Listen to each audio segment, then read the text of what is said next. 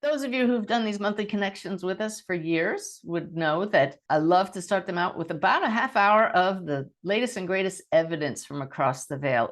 It provides the validation of the teaching that follows, that we are both souls and human right now, not just when we die.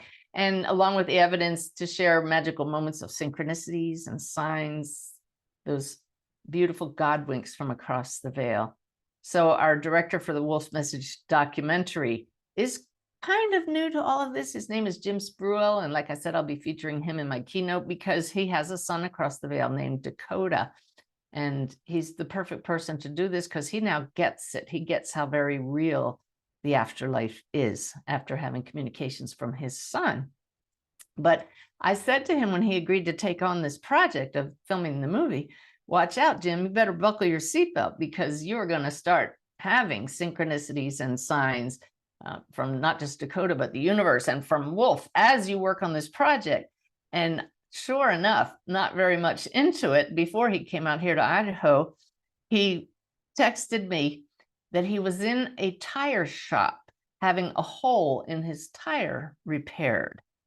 And he was sitting there spending the time while waiting for that repair to take place by preparing for filming, rereading Wolf's Message, listening to me narrate Wolf's Message on audio, making notes. And I was just getting to the part in the audio where Wolf was going to the tree where he was struck and killed by lightning when the tire repair guy came out to see him in the waiting room and said, Mr. Spruell, you know what?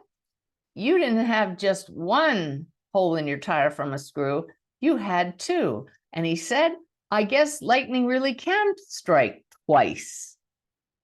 Wow. You know, the reason I came to know Mike and Beth, Wolf's parents, are because my stepdaughter Susan was struck by lightning. So there's your two lightning strikes, my personal one. But I said, you know, that's just the start, Jim. Just watch out. You know, what it reminds me of is when I was just moving to South Carolina about 5 years ago, going through the gate of our community, we were going to meet Mike and Beth at our friend Irene's home. We hadn't moved into our house yet. And Wolf dropped in on me and he showed me a tire that was out of balance. And I said, what's that all about?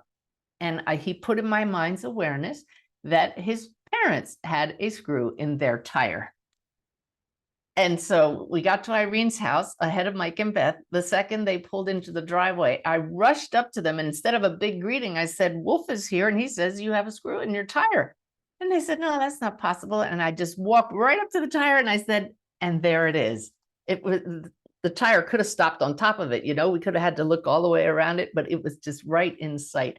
Just a beautiful moment of trusting that these drop-ins are possible. And we did have several drop-ins during the filming this weekend. So understand that your loved ones are that close all the time.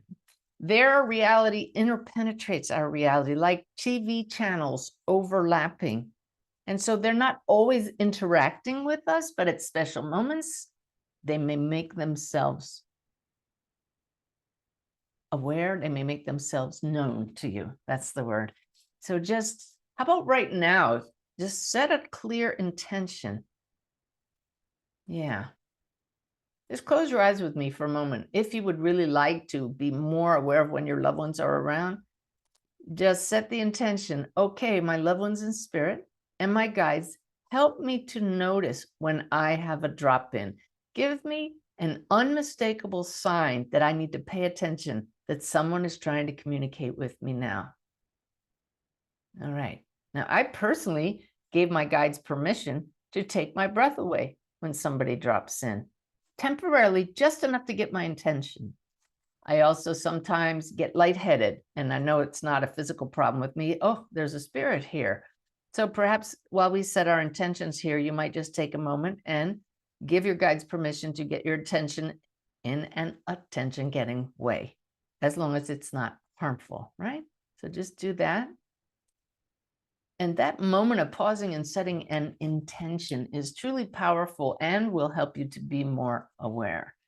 So drop-ins. I don't know if you saw the funny video I put on Facebook yesterday where we had to reenact the very first time that Wolf dropped in on me. unfortunately, that was in the bedroom in the morning at 5:30 in the morning. So we had to reenact a dark bedroom with all kinds of blue lights and curtains down. And Ty had to, take his shirt off and get under the covers. And I put my little night shirt on. And it was really bizarre to have 4 guys and cameras focusing on us in the bedroom, but it was fun anyway. But that drop-in happened the same way. I suddenly woke up and I was lightheaded. And that's when I hope you will learn to question, is there somebody here? And if you don't recognize who it is, ask, who's here? Who is this? This teaching may be new to some of you. Others may say, I've been doing that. I'm not getting anything. Just be patient and trust that the right time for you, it will happen at that time.